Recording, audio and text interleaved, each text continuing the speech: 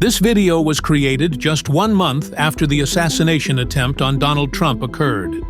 Over time, additional information will come to light, which may alter some of the understandings that are presented in this video.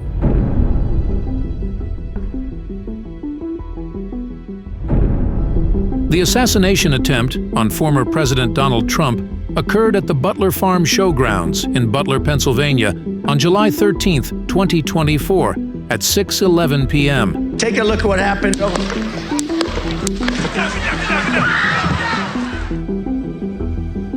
Before we look in depth at the events leading up to and following the attempt on President Trump's life, let us first get some background on the location where this heinous incident took place.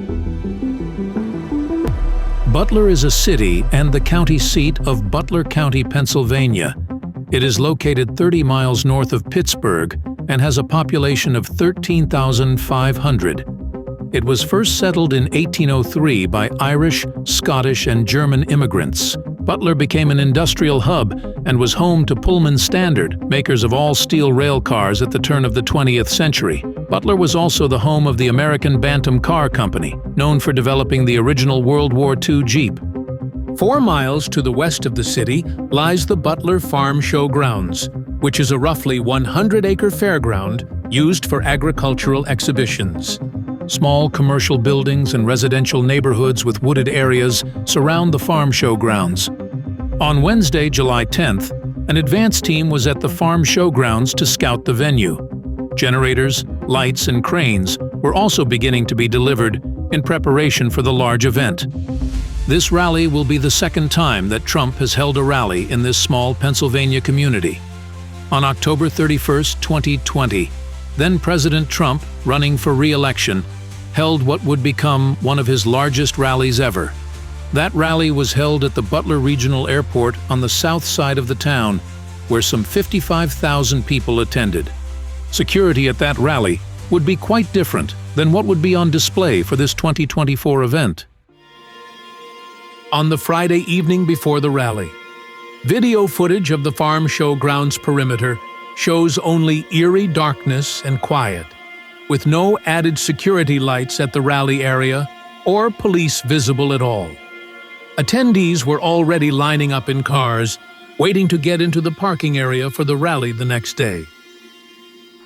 Earlier on that same Friday, July 12th, a young 20-year-old man from Bethel Park, Pennsylvania, Thomas Matthew Crooks, visited the Clairton Sportsman's Club and practiced firing shots on the club's 200-yard rifle range. On Saturday morning, Crooks bought 50 rounds of ammunition at Allegheny Arms and Gun Works in Bethel Park. After his stop at the gun shop, Crooks went to a Home Depot where he purchased a 5-foot ladder. A receipt for the ladder was later found in his pocket. Crooks then drove his van about an hour north, joining thousands of people from around the region who flocked to Trump's rally in Butler. He parked the van outside the rally, on Lawrence Avenue, just a few hundred yards away from the farm show grounds. He would make his way on foot, crossing Meridian Road, and through a vacant lot. He then heads towards the AGR International Complex of buildings. Dashcam footage from a passing motorist reveals Crooks walking in front of the AGR sign and heading toward the buildings. At 9 a.m. on July 13th, Butler County Emergency Services, ESU, provided a security briefing for the local SWAT teams and snipers assigned to the rally. In addition to Butler County, local SWAT teams and snipers from Washington County and Beaver County were also tasked with security responsibilities. According to local law enforcement, Butler ESU was responsible for assigning locations for the sniper teams under its command. According to information obtained by Senator Ron Johnson's office, there were less than 40 local SWAT operators and snipers assigned to the Butler rally. During the briefing, Butler ESU provided local law enforcement with images of the security perimeter at the rally, which did not include the American Glass Research, AGR building, nor the location of law enforcement agents, and a breakdown of security sectors on the farm show grounds. The Secret Service did not attend this security briefing according to individuals with knowledge of the briefing. It is unclear why the Secret Service did not participate in this security briefing and the extent to which Butler ESU coordinated with the Secret Service in creating and implementing the security plan for the rally. Given the recent reporting that Crooks was able to fly a drone and get aerial footage of the fairgrounds shortly before Trump was set to speak there, it is important to note that Butler ESU's security briefing did address drones, according to information obtained by Senator Johnson's staff. It is unknown whether any action was taken regarding Crooks's drone or the exact time when Crooks's drone was discovered. Individuals with local law enforcement told Senator Johnson's office that communications between different entities providing security at the rally were siloed or kept in isolation. For example, local SWAT and sniper teams operated on separate radio channels from patrol. According to these individuals, communications had to be routed to Butler ESU Command, who would then relay information to either the Secret Service or other local law enforcement patrols. It is unclear why communications were set up this way, and whether the lack of direct communication between local law enforcement and the Secret Service hindered any response time or decision-making. Inside the farm showgrounds, the crowd continued to grow as Trump supporters kept arriving.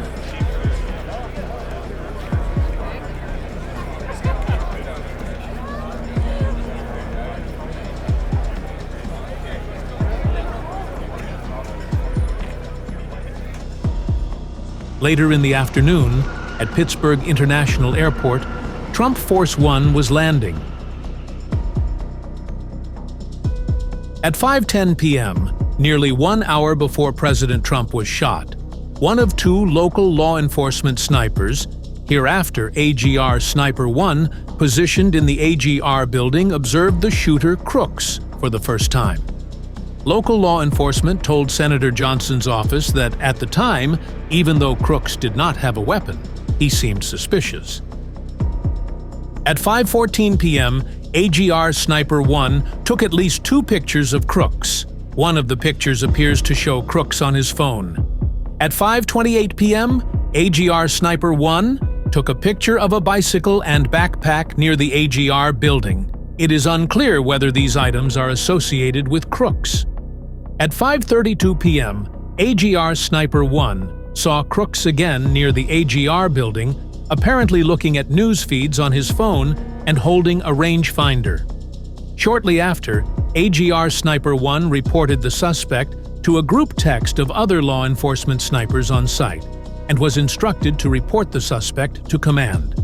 At 5:41 p.m., AGR Sniper 1 called into command to report the suspect and described the suspect's appearance and notes that he has a rangefinder.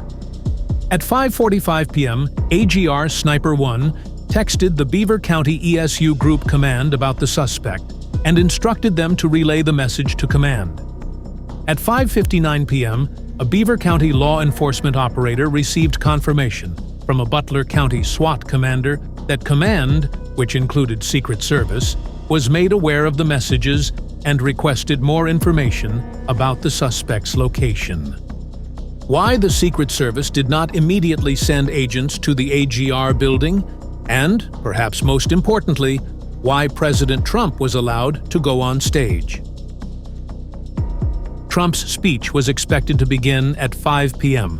However, this was not the case, as Trump and his motorcade arrived at the farm showgrounds closer to 6 p.m. After meeting with special VIPs for some minutes, Donald Trump stepped out onto the stage area and greeted another massive crowd in Butler.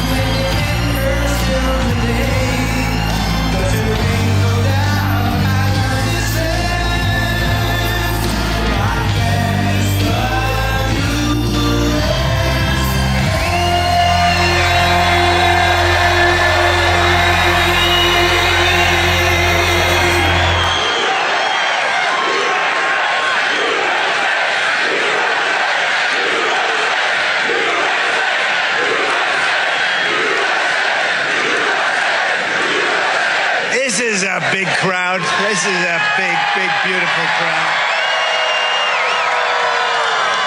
I wish the fake news back there would show it. I wish they'd spin their cameras and show it, because nobody would believe it.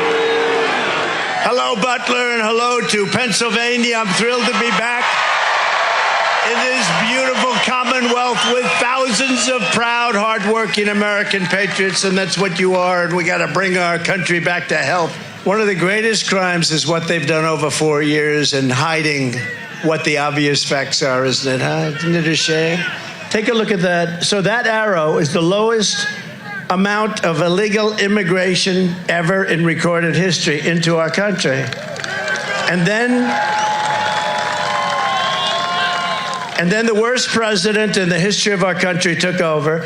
And look what happened to our country. Probably 20 million people.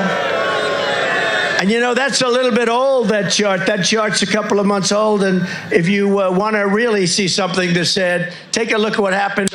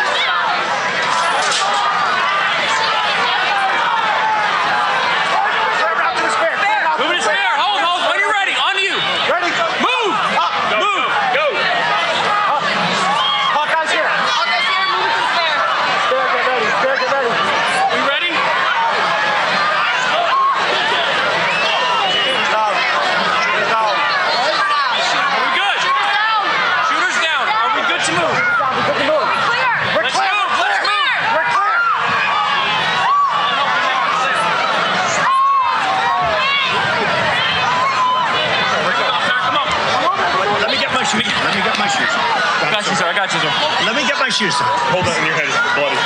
So we gotta move to the bus. Let me get my shoes on. Okay, Watch out. Wait.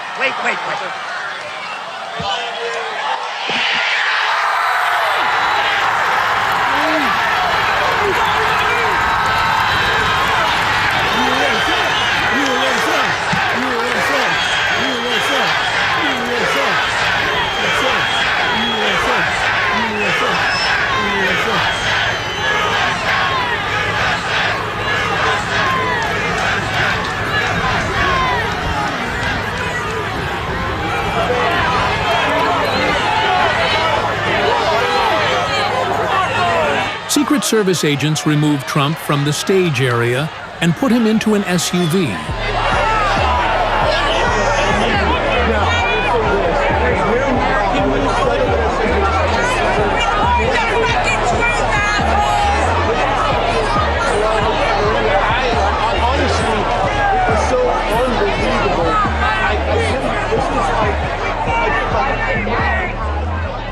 The motorcade then races towards the Butler Memorial Hospital, located on the east side of Butler, 6 miles from the farm show grounds.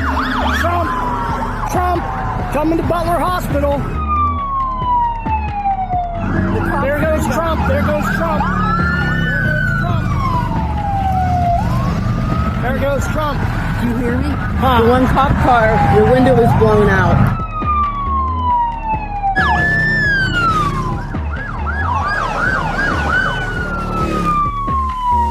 The hospital is on lockdown.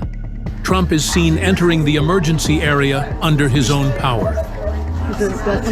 Oh yeah, we're front row, and my friend saw blood coming out of his head. Oh my God! Oh Jesus! There he is. Oh, there he is. Oh, thank God. He's walking. Multiple life flight helicopters land at the farm show grounds a short time later. Victims are flown to Allegheny General Hospital in Pittsburgh. President Trump receives care from the emergency staff and attending surgeon at Butler Hospital. He is eventually released. Trump requests that the Butler physician who attended to his wounds accompany him in his motorcade and on Trump Force One back to New Jersey. Immediately after the shooting, there was disbelief and chaos. But the crowd did not flee. Instead, they stayed and cheered President Trump as he stood tall and defiant at the relentless attacks on him, his family, his businesses, and now his own life, all perpetrated by the deep state powers of the mainstream media, big tech, the Democratic Party, and the entertainment industry. Let us now rewind 2 hours and pick up a more detailed look at what has transpired up to this point, with the information that we have available to us. We must also understand the complete lack of transparency by federal agencies charged with protecting presidential candidates, former presidents, and sitting presidents. No in-depth briefing by the FBI agent in charge of this investigation has taken place. No report has been given by the Secret Service. In fact, all department heads are even refusing to speak under oath to congressional hearings on this assassination attempt of a former United States president. Behind the stage, where President Trump was speaking, are a set of temporary bleachers. Behind that are 3 metal barn buildings, which are permanent structures on the farm show grounds. There is also a set of bleachers to the left and right of the stage. Behind the stage and to the left and right are 2 large cranes, which are attached to a large American flag flying high above as a majestic backdrop. To the left and right of the larger cranes are 2 smaller cranes, each holding in the air a set of loudspeakers. Situated on top of the 2 outer barn buildings are a set of sniper teams facing the stage and perimeter areas. Roughly 150 yards away from the stage area and the metal barns is the AGR International complex of buildings. A chain-link fence lies between the farm show grounds and the AGR grounds and buildings, which are outside the security perimeter shown before in this video. Even though these buildings are outside the main security perimeter, there is a local police presence in and around these structures. In fact, inside the second-floor windows of the 2-story structure seen here was a tactical unit from Beaver County, and this is where AGR Sniper 1 was located. It was from these second-floor windows that AGR Sniper 1 took the 2 photos of Crooks earlier in the day. As mentioned earlier in this video, it has been reported by the FBI that Crooks flew a drone over the farm show grounds at approximately 4 p.m., just 2 hours before President Trump would take the stage. A Trump supporter took this photo while entering the rally area and caught an image of a drone flying over the grounds. No information from the FBI or the Secret Service has yet to be released about the drone type, where they uncovered the drone, if the drone had a SD card inside, or if the drone was actually Crooks. As was shown before in this video, Crooks can be seen in this video footage walking near the AGR buildings. In this image, Crooks has nothing in his hands, but in this other image, Crooks can be seen carrying a rifle. If this latest image is correct, how was he able to walk the AGR grounds with a weapon and not be stopped? Eyewitnesses stated that Crooks was at one point seen sitting at this picnic table next to one of the AGR structures. He was then seen walking from this area and around the side of this building, which has since been cordoned off. If we take a closer look, we can see that this building is not very tall. Air conditioning units alongside this building make it easier to gain access to the roof.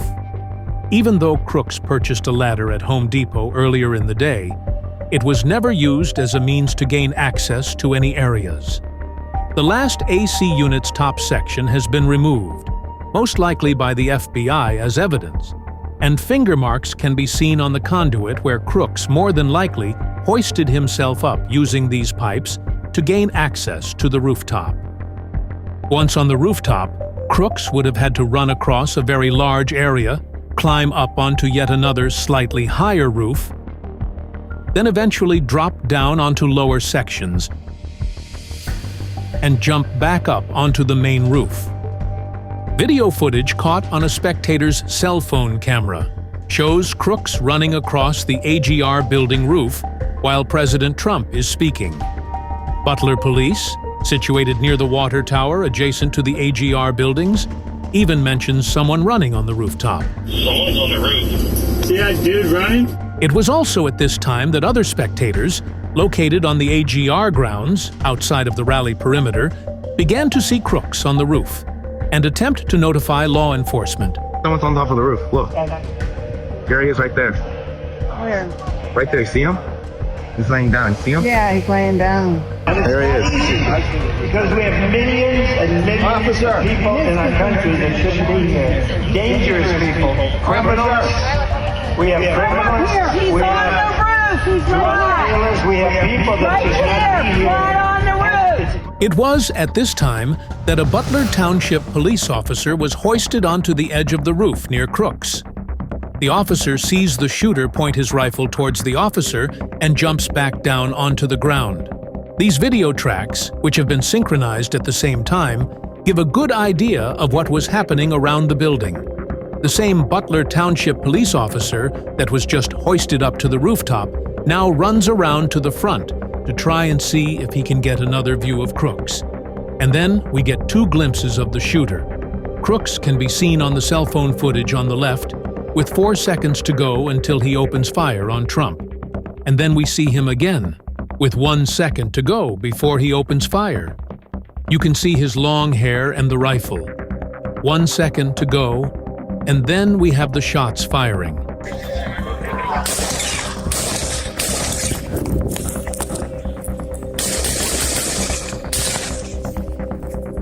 Then we have a 10th shot after a 10-second delay. So as he's approaching the top of the roof, he knows there's a cop behind him. He knows there are snipers on the roof, so he knew he could waste no time. He opens fire with 3 rounds, then 5 more. The 9th shot fired was from a Butler SWAT operator from the ground, about 100 yards away from the AGR building. The SWAT operator who took this shot had sighted the shooter, Crooks, moving on the rooftop, mostly obscured by foliage. He immediately left his assigned post and ran towards the threat, running to a clear shot position while Crooks was firing the 8 rounds. The officer took a very hard shot. 1 shot. Shot 9 hit Crooks's rifle stock and fragged his face, neck, and right shoulder area from the stock breaking up. However, the officer said that Crooks recovered and popped back up. At that point, a Secret Service sniper fired the 10th and final shot, hitting the gunman in the head and killing him. You can see the guy there.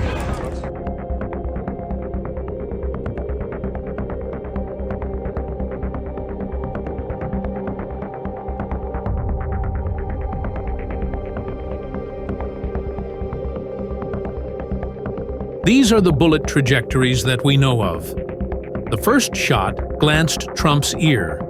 The second or third shot wounded David Dutch, a spectator who was in the corner of the right bleachers. You can see the bullet striking the railing of the bleachers. Then, likely, the 4th or 5th bullet struck James Copenhaver, also wounding him. 2 other spectators seem to go down on the left side of the image. It is unknown if they too were hit by something. One of the bullets passed by the bleachers and struck the small crane holding the loudspeakers on the right side. The bullet pierced the hydraulic line. You can see the hydraulic fluid spraying out from the crane in this footage. And then the 6th shot took the life of Corey Comparatore, who was a spectator seated in the left side bleachers. We were on the very top of the bleachers. There was no go behind us, and the gentleman to my right dropped. We didn't know what was happening. Wounded spectators in the bleachers on the right side are given assistance, removed from the area, and sent to the hospital via life flight helicopters. Spectators rush to the aid of Corey Comparatore on the far left of the left side bleachers. Emergency personnel worked to aid and eventually remove his body. "Get down," were the final words of volunteer firefighter and father of 2, Corey Comparatore, as he shielded his family from the sniper Crooks. Corey Comparatore, 50, a former chief of the nearby Buffalo Township Volunteer Fire Company, was with his family at the rally and was the only death associated with the assassination attempt on President Trump. President Trump set up a fund for the Comparatore family and the others who were wounded at the rally. At his RNC acceptance speech, Trump paid a special tribute to the fallen hero and supporter by having his Buffalo Township Fire Company jacket and helmet on stage. All we know was shots was fired, and then I jumped over the barrier and put my hand on the guy's head that was profusely bleeding. Immediately after the shots were fired, police in and around the rally area were seen trying to get to the AGR complex. But because of two fences between the farm show grounds and the AGR buildings, it was difficult for any police or SWAT personnel to quickly breach the area. As seen in this cell phone video, police had to ram one of their vehicles into the fence to create an opening, and civilians had to help open another area closer to the AGR structures. As time goes on, more information will come out, detailing what happened on this fateful day in Butler. For example, there were many witnesses who spoke to various news organizations right after the shooting, who stated seeing someone on top of the large water tower adjacent to the AGR buildings. Police made mention of these sightings. They saw someone on top of the water tower. What about the water tower? Somebody said they saw someone on top of the water tower? However, it is unlikely that someone was on the water tower since there was a Butler Township police presence directly under the tower. Yet these were the same who didn't act quickly to stop the shooter from running across the building rooftop.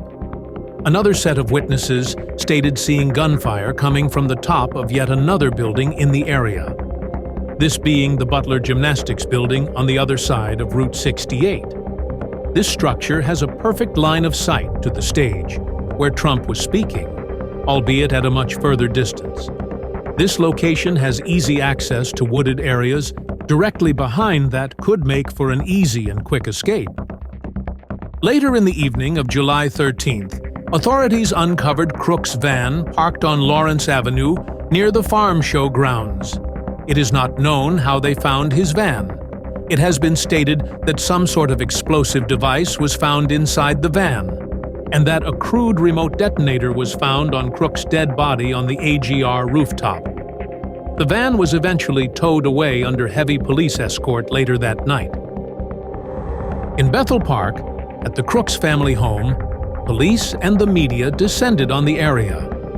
The weapon that Crooks used for the attempted assassination was an AR-style rifle that was purchased legally by his father. After purchasing the gun, he legally sold it to his son. Both of his parents work as licensed professional counselors. The Crooks home is said to be that of hoarders. Crooks' father was approached outside a grocery store. Why would your son want to kill the president? Back off! No comment. No comment! Were there any warning signs, Matthew? For Thomas Matthew Crooks, classmates and neighbors have varying opinions. He just did not like politicians. His friend group, they were known for being, like I said, just out there, and they did make threats to shoot up our school. The signs were there. Somebody should have known, because he was not a loner. And if both of his parents being counselors, how do you not see that warning sign? In 2022, the world's largest asset manager, BlackRock, produced a television ad featuring a teacher from Bethel Park High School in which several students appeared, including Thomas Matthew Crooks. American Glass Research, which is owned by its parent company, AGR International, was acquired by Indicor, a diversified industrial solutions company, in March 2024. Indicor, in turn, is owned by BlackRock. Several BlackRock executives have worked for the Obama administration, and several currently work for Joe Biden's administration and in advisory roles for Kamala Harris. The alleged shooter's body was allowed to be released to the family for cremation on July 23rd, just 10 days after the shooting. The FBI signed off on the release by the Butler County coroner, and unless the family agrees to releasing the autopsy, the public will never know if the alleged shooter is actually Thomas Matthew Crooks. We can only hope that a formal and transparent investigation into this assassination attempt on President Trump is carried out to the fullest and in a timely manner.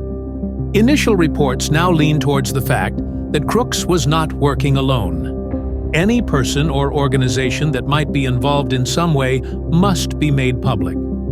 Federal and local agencies that were at fault must be held accountable. The tactics of the Secret Service and who they hire and place in extremely important positions must be addressed and revised. Today's Secret Service puts more emphasis on DEI, diversity, equity, and inclusion, than on competent employees. It is truly shocking the nonsense they are pushing over competence. The following are pages from the current Secret Service application manual. The Secret Service Recruitment Guide confirms that DEI is its highest calling. Competence is not a priority. And if you're a white male, forget about it. Less than a week after the assassination attempt on Donald Trump, he appeared at the Republican National Convention to accept the party's nomination for the 2024 presidential election. During his acceptance speech, he spoke for the first time publicly about that life-changing experience in Pennsylvania. It was a warm, beautiful day in the early evening in Butler Township in the great Commonwealth of Pennsylvania. I started to turn to my right when I heard a loud whizzing sound and felt something hit me really, really hard on my right ear. I said to myself, wow, what was that? It can only be a bullet. And moved my right hand to my ear, brought it down. My hand was covered with blood. I immediately knew it was very serious, that we were under attack, and in one movement proceeded to drop to the ground. Bullets were continuing to fly as very brave Secret Service agents rushed to the stage and pounced on top of me so that I would be protected. There was blood pouring everywhere, and yet, in a certain way, I felt very safe because I had God on my side. If I had not moved my head at that very last instant, the assassin's bullet would have perfectly hit its mark, and I would not be here tonight. The most incredible aspect of what took place on that terrible evening, this massive crowd of tens of thousands of people stood by and didn't move an inch. They knew I was in very serious trouble. They saw it. They saw me go down. This beautiful crowd, they didn't want to leave me. They knew I was in trouble. They didn't want to leave me. And you can see that love written all over their faces. Many people say it was a providential moment. When I rose, surrounded by Secret Service, the crowd was confused because they thought I was dead. And there was great, great sorrow. I could see that on their faces as I looked out. Wanted to do something to let them know I was okay. I raised my right arm, looked at the thousands and thousands of people that were breathlessly waiting, and started shouting, "Fight, fight, fight." Once my clenched fist went up, the crowd realized I was okay and roared with pride for our country like no crowd I have ever heard before. For the rest of my life, I will be grateful for the love shown by that giant audience of patriots that stood bravely on that fateful evening in Pennsylvania. Our resolve is unbroken and our purpose is unchanged to deliver a government that serves the American people better than ever before. Nothing will stop me in this mission because our vision is righteous and our cause is pure. No matter what obstacle comes our way, we will not break, we will not bend, we will not back down, and I will never stop fighting for you, your family, and our magnificent country. This election should be about the issues facing our country and how to make America successful, safe, free, and great again. As Americans, we are bound together by a single fate and a shared destiny. We rise together or we fall apart. I am running to be president for all of America, not half of America, because there is no victory in winning for half of America.